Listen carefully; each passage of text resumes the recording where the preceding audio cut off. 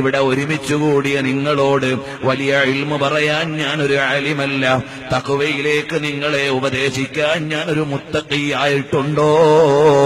ഞാൻ എന്റെ കാര്യത്തിൽ തന്നെ വലിയ ബേജാറിലാണ്. കാരണം എന്റെ കയ്യിൽ വലിയ അമലുള്ള ആളല്ല. ഗൈറു തഖിയ്യിൻ യഅ്മുറു الناس بالتقى طبيب يداوي الناس وهو عليل.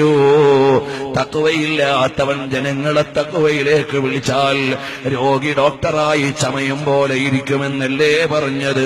അല്ലാഹു നമ്മളെ നന്നാക്കി തരട്ടെ. അതുകൊണ്ട് ചെറുപ്പക്കാരികളെ, മൊബൈലിൽ നിന്ന് വൃത്തികെട്ട ക്ലിപ്പൊക്കെ ഒഴിവാക്കണേ. വാട്സപ്പിലായാലും ഫേസ്ബുക്കിലായാലും അനാവശ്യമായ ഒന്നും കാണല്ലേ, ഒന്നിലും ഇടപെടല്ലേ, വൃത്തികേടിന് വേണ്ടി സമയം ചെലവഴിക്കല്ലേ. സ്വലാത്ത് നന്നായി ചൊല്ലണേ. രാത്രി ഉളൂഓടുകൂടി സ്വലാത്ത് ചൊല്ലിയിട്ട് നിങ്ങൾക്കിനി എന്തെങ്കിലും കേട്ടുകൊണ്ട് ഉറങ്ങണമെങ്കിൽ നന്നായി മുത്തുനബി തങ്ങളുടെ മദ്ഹാകുന്ന ബുറുദ വെച്ചോ, അവിടുത്തെ നഅ്ത് ശരീഫ് വെച്ചോ. എന്നിട്ടിങ്ങനെ സ്വലാത്തിലായി അങ്ങ് ഉറങ്ങട്ടെ. അങ്ങനെ കിടക്കുമ്പോൾ അതാ അതിഥിയായി വരാനുള്ളതാരാണ്? എന്തൊരാനന്ദമാണ്, എന്തൊരു സുഗന്ധമാണ്, എന്തൊരു സൗന്ദര്യമാണ്, എന്തൊരാനന്ദമാണ്. ലോകത്ത് പിന്നൊരു രാജാവിനെയും കാണാൻ പൂതി വരില്ല. ലോകത്ത് പിന്നൊരു നേതാവിന്റെ മുമ്പിലും ചെല്ലാൻ മോഹം വരില്ല. അങ്ങനെയുള്ള തികവിന്റെ നേതാവായ, സമ്പൂർണതയുടെ നേതാവായ മുഹമ്മദുർ റസൂലുള്ളാഹ് സ്വല്ലല്ലാഹു അലൈഹി വസല്ലം തങ്ങളെ കണ്ടുകൊണ്ട് അവിടുത്തെ മദീനയെ ആസ്വദിച്ചുകൊണ്ട് നമുക്കൊന്ന് കിടക്കണം, നമുക്കൊന്ന് ഉറങ്ങണം, നമുക്കൊന്ന് ഉണരണം, നമുക്കൊന്ന് ജീവിക്കണം. ഒരു ദിവസം നമ്മളെല്ലാം ഇവിടുന്ന് യാത്രയാകും. അന്ന് മുത്തുനബി തങ്ങൾ നമ്മളെ ഖബറിൽ ആശ്വസിപ്പിക്കാൻ വേണം. അല്ലാഹ്, അങ്ങനെ ഒരു ജീവിതം ഞങ്ങൾക്ക് നീ നൽകണേ റഹ്മാനേ. ഈ മജ്ലിസിൽ വെച്ച് തൗബ ചെയ്തോ. അന്യ പെണ്ണിനെ പ്രേമിച്ച കൽബുള്ള ചെറുപ്പക്കാരുണ്ടോ? ഒഴിവാക്കിയിട്ട് സ്വലാത്ത് ചൊല്ലി മുത്തുനബി തങ്ങളെ ഇഷ്ടം വെച്ചോ. അന്യ പുരുഷന്മാരെ പ്രേമിച്ച പെൺകുട്ടികളുണ്ടോ? ഇപ്പോൾ തന്നെ കൽബിൽ നിന്ന് ഒഴിവാക്കിയിട്ട് ലോകത്തിന്റെ രാജാവായ മുത്തുനബി തങ്ങളെ സ്നേഹിച്ച് സ്വലാത്തു ചൊല്ലിക്കോ. അവസാനം അല്ലാഹ് പരലോകത്ത് ചെല്ലുമ്പോ ഹബീബായ തങ്ങളുടെ ചാരത്ത് ചെല്ലാൻ എനിക്കർഹതയുണ്ടോ? നമുക്കർഹതയുണ്ടോ? ഒരു വകുപ്പും കാണുന്നില്ല. കാരണം എത്ര സ്വഹാബത്താണ്, എത്ര ഇമാമീങ്ങളാണ്, എത്ര മഹാന്മാരാണ്. ഞാനൊന്ന് ആലോചിച്ചു നോക്കി. ഹബീബായ തങ്ങളുടെ ചാരത്ത് ചെന്ന് നിൽക്കാൻ എനിക്കെന്തെങ്കിലും ഒരു വഴിയുണ്ടോ? ഒന്നും കാണുന്നില്ല. സിദ്ദീഖുൽ അക്ബർ തങ്ങൾ മാറിത്തരൂലല്ലോ. തങ്ങൾക്ക് വെള്ളം കൊണ്ട് കൊടുക്കാനൊന്ന് നോക്കിയാലോ? ഇബ്നു മസ്ഊദ് തങ്ങൾ മാറിത്തരൂലല്ലോ. തങ്ങളുടെ മിസ്വാക്കൊന്നെടുത്തുകൊണ്ട് പോകാൻ നോക്കിയാലോ? ഇബ്നു മസ്ഊദ് തങ്ങൾ മാറിത്തരൂലല്ലോ. തങ്ങളുടെ വിരിപ്പൊന്നെടുത്തു കൊടുക്കാൻ നോക്കിയാലോ? ബിലാൽ ബിൻ റബാഹ് തങ്ങൾ മാറിത്തരൂലല്ലോ. തങ്ങൾക്കൊന്ന് വെള്ളം കൊണ്ട് കൊടുക്കാനോ? റബീഅത്ത് ബിൻ കഅബ് അസ്ലമി തങ്ങൾ മാറിത്തരൂലല്ലോ. അങ്ങനെ ഓരോന്നും നോക്കുമ്പോൾ അവിടെ അടുക്കാൻ എന്റെ കയ്യിലൊന്നും കാണുന്നില്ല. മഹാന്മാര് ചെയ്തതുപോലെ എന്തെങ്കിലും നമ്മൾ ചെയ്തിട്ടുണ്ടോ? ഇമാമിങ്ങൾ കിതാബ് എഴുതിയിട്ടുണ്ട്, നമ്മുടെ കയ്യിൽ അത് പറയാനില്ല.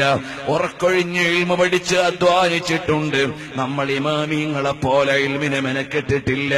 സ്വഹാബത്ത് ഷഹീദായിട്ടുണ്ട്, നമുക്കത് പറയാനില്ല. ദീനിനു വേണ്ടി ഒരു മുട്ടുസൂചി കൊണ്ട വേദന പോലും നമ്മൾ സഹിച്ചിട്ടില്ല. അതേ സമയത്ത് സ്വഹാബത്ത് എത്രയാണ് കഷ്ടപ്പെട്ടത്, നമ്മുടെ കയ്യിലൊന്നും വഴികളൊന്നും പറയാനില്ല. ഇനി രക്ഷപ്പെടാൻ ഒരു വഴി എന്താണ്? അവസാനം കാണുന്ന ഒരു മാർഗം, ഞങ്ങളുടെ ഹബീബായ തങ്ങള് ലിവാഉൽ ഹംദും വഹിച്ചുകൊണ്ട് സ്വർഗത്തിലേക്ക് നടന്നു പോകുന്ന വഴിയിൽ ഞങ്ങളെ ഒന്ന് കിടത്തി തന്നാൽ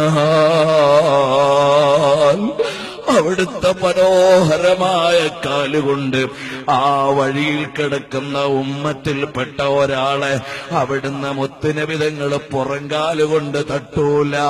അവിടുന്ന് റഹ്മത്തിന്റെ കേദാരമാണ്, അവിടുന്ന് ഔദാര്യത്തിന്റെ ആരാമമാണ്. അപ്പോൾ അവിടുന്ന് മുന്നോട്ട് തട്ടി. മുത്തുനബി തങ്ങൾ മുന്നോട്ട് തട്ടിയത് കൂടെ വരുന്ന സിദ്ദീഖ് തങ്ങൾ പിന്നോട്ട് തട്ടൂല, ഉമറുൽ ഫാറൂഖ് തങ്ങൾ പിന്നോട്ട് തട്ടൂല. അങ്ങനെ ഹബീബായ തങ്ങൾ തട്ടി, സിദ്ദീഖുൽ അക്ബർ തങ്ങളും തട്ടി.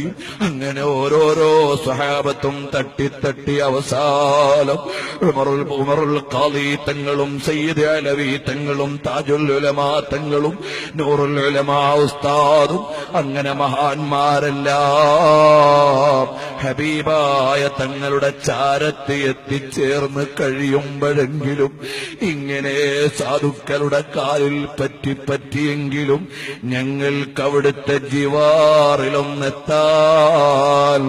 അവസരം നൽകണേ അല്ലാഹ്.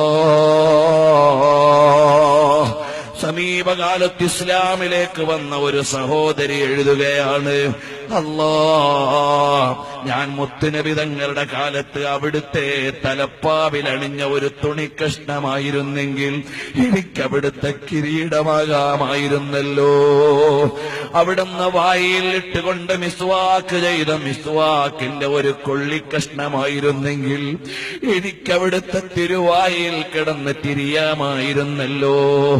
അവിടുന്ന് ചെരുപ്പുണ്ടാക്കിയ ഉപകരണമായിട്ടാണ് എന്നെ പടച്ചതെങ്കിൽ അവിടുത്തെ കദമേ മുബാറക്കിൽ എനിക്കൊന്ന് അമർന്ന് കിടന്ന് സുഖിക്കാമായിരുന്നല്ലോ.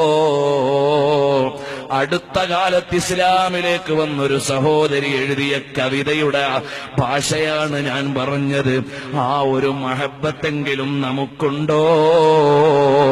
അല്ലാഹ്, ഞങ്ങൾ ഈ പാതിരാത്രിയിൽ വെള്ളിയാഴ്ച രാവിൽ നിന്റെ കലാമാകുന്ന ഖുർആൻ മനപ്പാടമാക്കിയ മക്കളെ ആദരിച്ചുകൊണ്ട്, ആ കുടുംബത്തെ സ്നേഹിച്ചുകൊണ്ട് ഹബീബിന്റെ മദ്ഹ് പറയാൻ ഒരുമിച്ച് കൂടിയ ഈ മജ്ലിസ് നാളെ ഞങ്ങൾക്ക് ലിവാഉൽ ഹംദിന്റെ തണലിൽ ഒരുമിച്ച് കൂടാൻ കാരണമാക്കണം അല്ലാഹ്.